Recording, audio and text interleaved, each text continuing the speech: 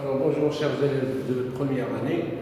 Comme c'était prévu, on devait revoir quelques leçons qui sont importantes. Ça ne veut pas dire que les autres leçons ne sont pas importantes, mais on doit insister pour ne pas oublier la médiatrice, les deux droites, parallèles et une seconde, le repère dans le plan, le triangle, rectangle et milieu, le calcul littéral, bien sûr, qui comporte plusieurs exercices,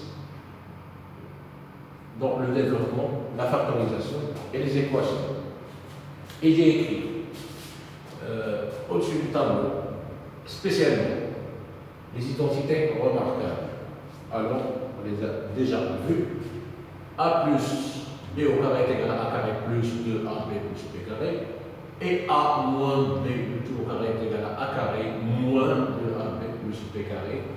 Et la troisième, que j'ai toujours dit que c'est une identité qui est vraiment très importante. A plus B facteur de A moins B qui est égal à A carré moins B carré. Donc on va commencer la révision. Tout d'abord, si vous vous rappelez bien, on a dit que la médiatrice, c'est quoi la médiatrice? C'est une droite.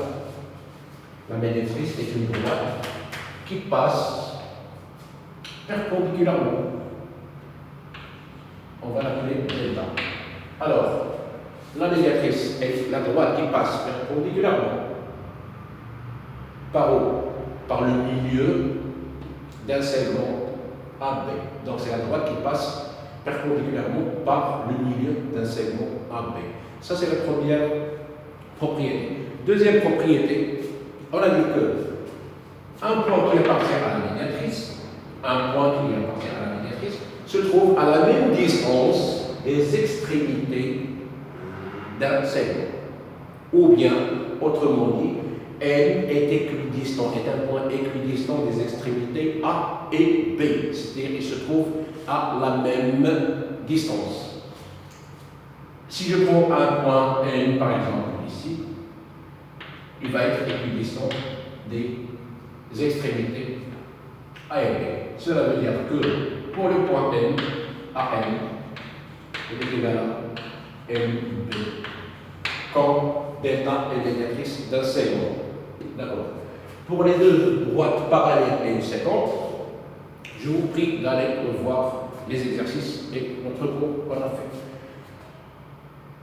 Vous vous rappelez des angles internes, des angles correspondants, ou bien des angles opposés par le sommet. Tout ça, vous devez le réviser. Alors, le repère dans le plan, on sait que cet axe-là s'appelle l'axe des X, très bien, et l'axe vertical s'appelle l'axe des Y.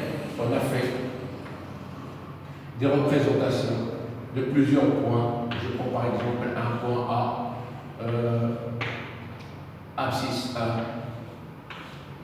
ordonnée de 1, 2. Tout ça, on doit le réviser, s'il vous plaît. Pour ce qui est du triangle rectangle, un triangle rectangle, le côté le plus long, on l'a appelé l'hypoténuse.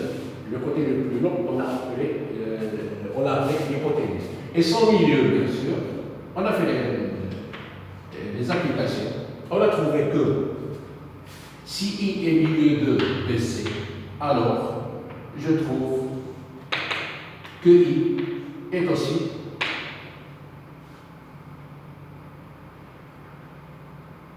se trouve à la même distance des points A, B et C.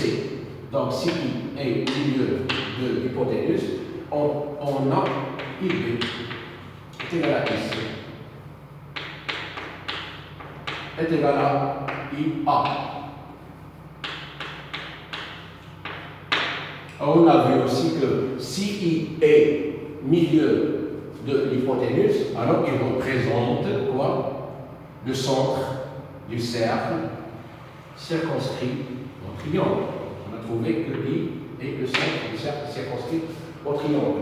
Et par-delà, c'est pourquoi IB est égal à IC est égal à IA, parce que ce sont des rayons. Et le rayon